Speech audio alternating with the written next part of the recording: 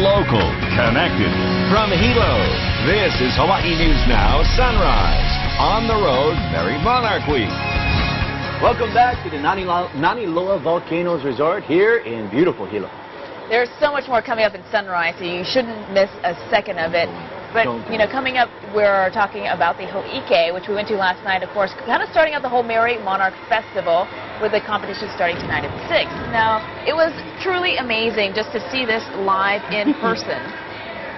Yeah, that's right. Of course, you're looking right now at Halao'olekekui, and it's a big island troupe, and they're non-competitive, and it's hard to tell why because they're so amazing. This is the keiki. Oh, no, these are the adults, but they had the adults come in, they went off, the keiki came through.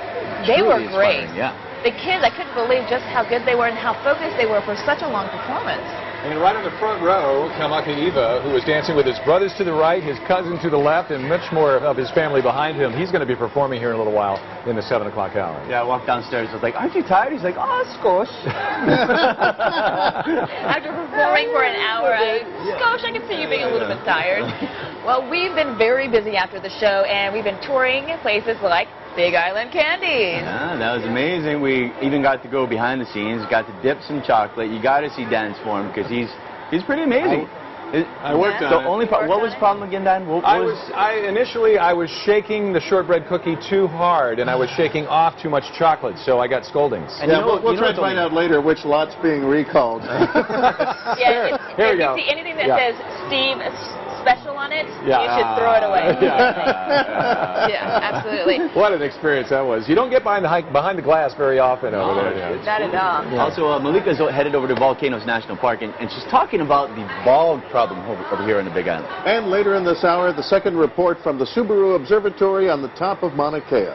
For all your news, weather, and traffic, Lisa has more information for you. Good morning, Lisa. Thanks a lot, guys. Taizo just said that, Grace, your hairnet looked very fashion-forward, the positioning of it, so he wanted to compliment you on that.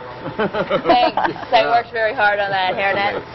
In addition to being a fashion guru, Taizo also focuses on traffic, though. What's going on out on the road, Yep, Taizo? and we got a lot to talk about. But she did look good, didn't she? All right, let's get off to the roads, and we can see things are backed up pretty solidly out towards Kunia, mainly because some earlier accidents we had about an hour ago that blocked a lane near the H1 Aiea Heights. So through Waikele, through the H1, H2 merge, and all the way through Pearl City. Notice in the center lane, though, zipper lane's looking a little better, and the traffic volume does open up just a little bit once you get to the Aiea Heights overpass. But the problem is, once you get over Red Hill, you can see on our flow map those yellow arrows popping up on the Moanalua Freeway near Fort Shafter, and that's because now slowing down through the Moanalua Freeway, Middle Street Merge, Vineyard Viaduct, all the way in through the Ward overpass and in both directions. Have a stalled vehicle off to the left-hand side, but that's not on the H1, that's near the on-road